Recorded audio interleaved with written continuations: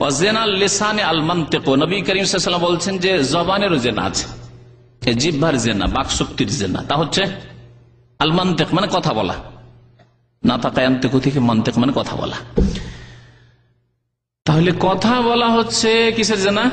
জবানের জেনা। আজকালকার জামানায় কথা বলে জেনা করে, আল্লাহ পাক একটি বড় নিয়ামত দিয়েছেন দুনিয়ার, যেই নিয়ামত দিয়ে অনেক উপকৃত আমরা হচ্ছি, সেই নিয়ামতকে আল্লাহর শুকরিয়ার কাজে, নেকির কাজে, ভালো কাজে ব্যবহার না করে হারাম কাজে যুবকরা ব্যবহার করে। তা হচ্ছে মোবাইল। যুবতীরা, স্কুল কলেজের যুবতীদের হাতে 18 বছরের মেয়ে, 16 বছরের মেয়ে, আর মোবাইল তুলে দিয়ে দিল।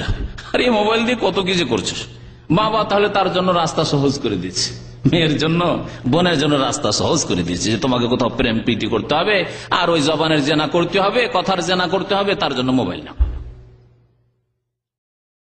জবাব দিতে হবে কাল কিয়ামতে এইরকম অভিভাবকদের, ভাইদেরকে জবাব দিতে হবে, বড় ভাইদেরকে জবাব দিতে হবে, বাবাকে জবাব দিতে হবে, জবাব দিতে হবে, অভিভাবককে জবাব দিতে হবে। এইরকমই যেসব যুবকরা আল্লাহর এই নিয়ামতকে খারাপ কাজ ব্যবহার করছেন, সুম্মালা তুসআলুনা ইয়াওমাইযিন আনিন নাঈম, অতঃপর তোমাদেরকে সেই দিন নিয়ামত সম্পর্কে জিজ্ঞাসা করা হবে। মোবাইল দিয়েছিলাম বাবু তোমার পকেটে, এই মোবাইলকে কোন কাজে ব্যবহার করেছো? তুমি প্রেম করেছো, তুমি কোন মহিলার আওয়াজ পেলে আবার বারবার ওকে টেলিফোন করা শুরু করেছো। কেউ যদি ভুল করেই দেয়, রং নম্বর চলে আসে, আর পিছনে লেগে গেল বারবার টেলিফোন। আজকাল অনেক লোকদের এইরকম কুচরিত্র রয়েছে, আল্লাহ পাক যেন আমাদের হেফাজত করেন। তামান্না, আর মনের জেনা হচ্ছে, মনেরও জেনা আছে। মনের জেনা হচ্ছে জেনার কামনা বাসনা করা, আকাঙ্ক্ষা করা, সুযোগ পাওয়া যেত যদি, সুযোগ পাওয়া যেত যদি, চান্স পেতাম যদি, চান্স পায় না কিন্তু চান্স পাওয়া যেত যদি, কোথাও খবর পেতাম, কোথায় কি আছে না আছে। এই তামান্না ও তাশতাহি, আগ্রহ করা এবং লালসা করা, সুযোগ সুবিধা খোঁজা, এগুলি হচ্ছে মনের জেনা।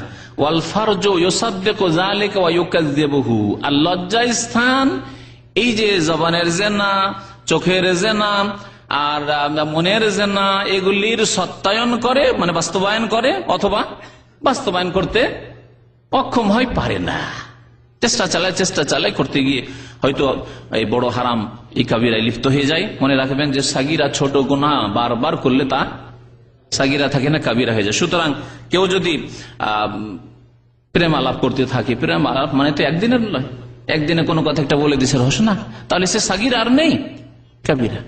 ওই রকম হাতের জেনা রয়েছে। হাতের জেনা হচ্ছে স্পর্শ করা, পায়ের জেনা হচ্ছে জেনার কাজে অথবা অশ্লীল জিনিস দেখার জন্য, অশ্লীল কথা শোনার জন্য, ফিল্ম সিনেমা এসব শোনা দেখার জন্য কি করা, পায়ে হেঁটে যাওয়া, এগুলি হচ্ছে অঙ্গ প্রত্যঙ্গের জেনা। একটি কথা বলি, কাল কিয়ামতে আমাদের বিরুদ্ধে সাক্ষী দেবে, অনেকে সাক্ষী দেবে, তার মধ্যে অঙ্গ প্রত্যঙ্গ, শরীরের অঙ্গ প্রত্যঙ্গ সাক্ষী দেবে। আলিয়াউমা নাখতিমু আলা আফওয়াহিহিম ওয়া তুকাল্লিমুনা আইদিহিম ওয়া তাশহাদু আরজুলুহুম, হাতে কথা বলবে, পায়ে সাক্ষী দেবে। অন্য আয়াতে রয়েছে তাশহাদু আলাইহিম আলসিনাতুহুম ওয়া আইদিহিম ওয়া আরজুলুহুম, হাত, জবান, অঙ্গ প্রত্যঙ্গ এগুলি কি করবে, সাক্ষী দেবে। আপনার পক্ষে সাক্ষী দেবে এগুলি অঙ্গ প্রত্যঙ্গ, না বিপক্ষে দেবে, আপনি চিন্তা করুন।